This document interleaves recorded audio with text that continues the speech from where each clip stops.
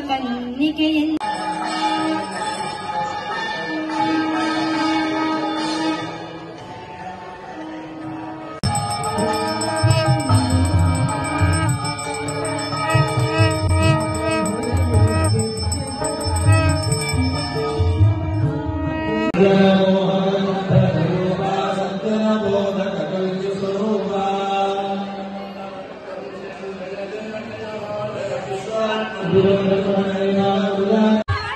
ಕೋರೆಹಲ್ಲಿನಲ್ಲಿ ಇಟ್ಟುಕೊಂಡಿದ್ದಾನೆ.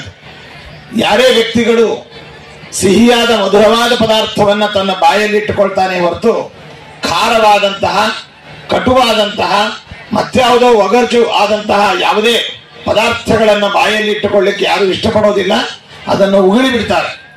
ಆದರೆ ಭಗವಂತ ಈ ಅತ್ಯಂತ ಸ್ವಾದುವಾದಂತಹ ಸಿಹಿಯಾದಂತಹ ಗುಣವುಳ್ಳ ಈ ಎರಡು ನದಿಗಳನ್ನ ತನ್ನ ಕೋರೆಹಲ್ಲಿನಲ್ಲಿ ತಾನು ಇಟ್ಟುಕೊಂಡಿದ್ದಾನೆ ಎಂಬುದಾಗಿ ಬಹಳ ಮಾರ್ಮಿಕವಾಗಿ ವಾದಿರಾಜ ಸ್ವಾಮಿಗಳವರು ತಮ್ಮ ತೀರ್ಥ ಪ್ರಬಂಧದ ಮಹಾಕೃತಿಯಲ್ಲಿ ವರ್ಣನೆ ಮಾಡಿದ್ದಾರೆ.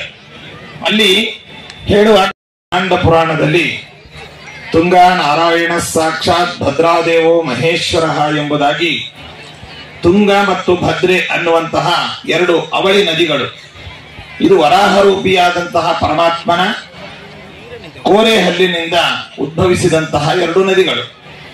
ಇದು ಅಕ್ಕ ತಂಗಿಯ ರೂಪದಲ್ಲಿರುವಂತಹ ಎರಡು ನದಿಗಳು.